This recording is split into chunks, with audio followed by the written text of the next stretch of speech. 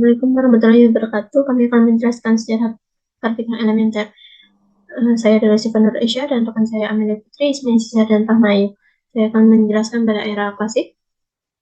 Partikel ditemukan oleh Thomson, kemudian partikel Thomson disebut kultus sampai mendapatkan model Thomson seperti ini, namun dipantau oleh Rutherford dengan eksperimen hamburan Rutherford. Inti atau paling ringan disebut proton, dan ini adalah model yang diusulkan Bohr. Sampai Chadwick menemukan neutron, dan ini adalah helium, memiliki 2 proton dan 2 neutron. Jadi inti yang paling berat membawa jumlah neutron dan protonnya hampir sama. Kemudian medan elektromagnetik yang diaplikasikan pada mekanika statistik akan mendapatkan bencana ultraviolet. Untuk dapat lolos dari bencana tersebut, maka radiasi elektromagnetik terkuantisasi dalam paket-paket energi sebagai berikut. Einstein menjelaskan efek fotoelektrik dan menghasilkan energi elektron sampai menghasilkan pergeseran panjang gelombang dan panjang gelombang Compton. Sampai pada saat eksperimen hamburan Compton ini membuktikan bahwa cahaya berperilaku sebagai partikel yang disebut sebagai foton. Kemudian, meson adalah partikel Yukawa yang artinya berat menengah. Yukawa mengetahui bahwa partikel gagasan ini salah, namun pada penelitian sinar kosmik yang dilakukan beberapa kali memang ada meson di dalam sinar kosmik. Dan ini adalah produk lain dari Powell dan rekan-rekannya. Kemudian, penemuan terbesar adalah persamaan Dirac untuk menyempurnakan atau menyelamatkan persamaan Dirac ini didalilkan ada lautan elektron yang tak terbatas. Kemudian pada saat Zuckerberg mendapatkan solusi positron, maka tidak ada lagi lautan elektron yang tak terbatas. Setiap partikel memiliki inti partikel sampai mendapatkan anti partikel dan anti neutron juga. Dan ini adalah lintasan yang tersedia di ruang awan, sinar kosmik, dan notasi standar anti partikel jika ada garis di atas huruf tersebut. Sebagai contoh seperti ini adalah sistem persilangan. Sistem persilangan dapat dilakukan jika diubah ke anti partikel terlebih dahulu. Kemudian untuk slide berikutnya atau sejarah berikutnya akan dijelaskan oleh teman saya. Setiap partikel yang telah diubah menjadi antipartikelnya dapat disilangkan ke sisi persamaan lain. Lalu interaksi yang dihasilkan juga akan diperbolehkan. Selain itu juga terjadi reaksi sebaliknya. Reaksi ini terjadi akibat prinsip keseimbangan terperinci. Perhitungan dalam berbagai reaksi ini pada dasarnya identik, namun konservasi energi dapat melarang suatu reaksi yang sebenarnya diperbolehkan jika dalam keadaan lain. Misalnya jika berat A kurang dari jumlahan B, C, dan D, maka peluruhan tidak dapat terjadi, kecuali energi kinetik awalnya melebihi nilai ambang batas tertentu. Kesimpulannya, reaksi bersilang atau terbalik yang diperbolehkan secara dinamis belum tentu diperbolehkan secara kinematis. Penyatuan relativitas khusus dan mekanika kuantum ini kemudian mengarah pada simetri materi dan antimateri. Jika suatu partikel bertemu dengan antipartikelnya, maka mereka akan musnah. Memasuki poin 1.5 neutrinos, pada 1930 muncul masalah dalam studi peluruhan beta nuklir, yaitu inti radioaktif A diubah menjadi inti B yang lebih ringan beserta emisi elektron. Kekekalan muatan mengharuskan B membawa satu unit muatan positif lebih banyak daripada A, sehingga inti anak B terletak jauh dalam tabel periodik. Karakteristik pada peluruhan dua benda adalah jika inti induk A diam, maka inti B dan elektron akan keluar secara back to back dengan momentum yang sama besar dan berlawanan sehingga energi elektronnya menjadi seperti persamaan 1.7. Nah, Niels Bohr ini sudah siap untuk melanggar hukum kekekalan untuk yang kesekian kalinya. Namun Pauli menyarankan bahwa ada partikel lain yang disebut neutron yang ikut dipancarkan bersama elektron dan membawa energi yang hilang. Gagasan ini ditolak oleh Chadwick pada 1932 dan kemudian pada 1933 Fermi dapat menyajikan teori peluruhan beta yang menggabungkan partikel Pauli dan terbukti sukses. Fermi ini menyebutnya dengan sebutan neutrino. Dalam terminologi modern, proses peluruhan beta berdasar adalah neutron menjadi proton ditambah elektron ditambah antineutrino. Pion yang hancur ditunjukkan oleh Powell pada gambar ini.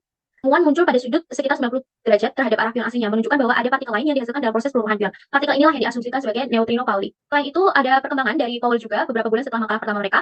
Kemudian di gambar ini diketahui bahwa muatan sekunder adalah elektron. Dari gambar ini juga terdapat produk netral, yang kali ini besarnya adalah 2 neutrino. Pada 1949, energi elektron dalam perubahan muon tidak tetap dapat dijelaskan dengan emisi 2 neutrino. Di pertengahan 1950, ada eksperimen di reaktor nuklir Sungai Savannah di Carolina Selatan oleh Cowan dan Reynes yang mendapatkan nilai flux anti-neutrino sebesar 5 kali 10 pangkat 13 partikel per cm persegi per detik. 1950 juga terdapat eksperimen Davis dan Harmer. Mereka mengembangkan hasil positif dari Cowan dan Reynes dengan mencari reaksi yang serupa menggunakan anti-neutrino. Namun mereka tidak menemukan reaksi yang terjadi. Kesimpulan dari mereka adalah neutrino dan anti-neutrino merupakan partikel yang berbeda. Dan di 1953, Konopinski dan Mahmud juga menjalani kajian teori. Mereka menetapkan bilangan lepton L sama dengan +1 untuk elektron muon neutrino dan L-1 untuk positron muon positif dan anti-neutrino. Selain itu, memiliki bilangan lepton sebesar 0. Mereka juga mengusulkan hukum kekekalan bilangan lepton dengan analogi yang sama dengan hukum kekekalan muatan. Secara eksperimental, perubahan muon menjadi elektron ditambah foton itu tidak pernah diamati, namun proses ini konsisten dengan konservasi muatan dan konservasi bilangan lepton. Pada 1962, dilakukan uji eksperimental pertama hipotesis 2 neutrino di Brookhaven. Neutrino mempunyai massa yang belum diketahui berapa massa tersebut, namun dapat dipastikan lebih kecil daripada elektron. Di sini terdapat tabel yang menunjukkan the lepton family. Lalu, poin 1.6 yaitu artikel aneh 1947 sampai 1960. Pada Desember 1947, Rochester dan Butler menerbitkan foto ruang awan seperti gambar tersebut, dan partikel sinar kosmik masuk dari kiri atas menabrak pelat timah menghasilkan partikel netral yang kehadirannya terungkap ketika ia menguruh menjadi dua partikel sekunder bermuatan membentuk V terbalik di kanan bawah. Kemudian ada partikel netral baru yang disebut dengan kaon, masanya setidaknya 2 kali pion. Pada tahun 1949, Brown dan kolaboratornya menerbitkan foto yang reproduksi pada gambar di samping juga yang menunjukkan peluruhan kaon bermuatan. Partikel ini belum sepenuhnya terselesaikan hingga tahun 1956. Lalu, pada tahun 1950, partikel V netral lainnya ditemukan oleh kelompok Anderson di Caltech. Fotonya mirip dengan foto Rochester, gambar di atas, namun kali ini produknya adalah P+ dan V-. Terbukti partikel ini jauh lebih berat daripada proton. Lalu selanjutnya akan dijelaskan oleh Ismi. Pada tahun 1938, Stickelberg mengusulkan bahwa semua baryon, seperti proton dan neutron, memiliki bilangan baryon, di mana bilangan baryon atau A itu memiliki besar positif 1, sedangkan untuk antibaryon itu memiliki besar negatif 1. Hal ini sesuai dengan hukum kekekalan baryon. Selanjutnya, pada tahun 1952, Brookhaven Cosmolron merupakan akselerator partikel modern pertama memungkinkan produksi partikel aneh di laboratorium. Kemudian pada tahun yang sama, Willis Lamb mendapatkan hadiah Nobel, kemudian mengakui perkembangan ini melalui pidatonya, sebagai berikut. Pada tahun 1953, menurut Pais, partikel diproduksi berpasangan. Pada tahun ini juga, Selamen dan Nishijima mengkonfirmasi bahwa mereka menemukan sifat partikel aneh, tetap dalam interaksi kuat, tetapi tidak dalam interaksi lemah. Pada tahun 1960, ditemukan bahwa lepton dan foton tidak terpengaruh oleh gaya kuat atau interaksi kuat.